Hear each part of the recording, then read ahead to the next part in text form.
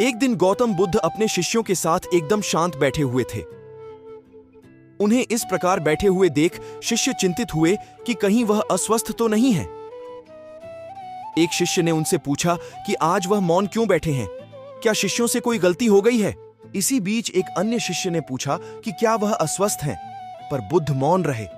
तभी कुछ दूर खड़ा व्यक्ति जोर से चिल्लाया, आज मुझे सभा में बैठने की अनुमति क्यों नहीं दी गई है।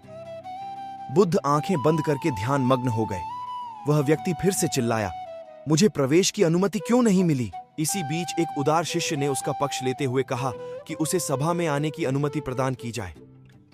बुद्ध ने आंखें खोलीं और बोले, नहीं, वह अछूत है, उसे आज्ञा नहीं दी जा सकती। यह सुनकर शिष्यों को बड़ा आश्चर्य हुआ। बुद्ध उनके मन का भाव समझ गए और बोले, हां, वह अछूत है। इस पर कई शिष्य बोले, हमारे आश्रम में जात पात का कोई भेद ही नहीं, फिर वह अछूत कैसे हो गया। तब बुद्ध ने समझाया, आज वह क्रोधित होकर आया है। क्रोध से जीवन की एकाग्रता भंग होती है। क्रोधी व्यक्ति प्राय मानसिक हिंसा कर बैठता है, इसलिए जब तक वह क्रोध में रहता है तब तक अछूत होता है। इसलिए उसे कुछ समय एकांत में खड़े रहना चाहिए। क्रोधित शिष्य भी बुद्ध की बातें सुन रहा था। पश्चाताप की अग्नि में तप कर वह समझ चुका था कि अहिंसा ही मनुष्य का महान कर्तव्य व परम धर्म है।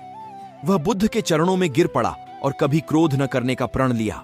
आशय यह है कि क्रोध के कारण व्यक्ति अनर्थ कर बैठता है और पश्चाताप उसे बाद में होता है, जिसका कोई लाभ नहीं मिलता। इसीलिए हमें क्रोध नहीं करना चाहिए।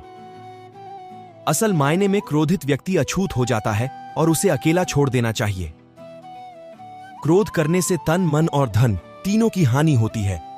क्रोध से ज्यादा हानिकारक कोई और वस्तु नहीं है।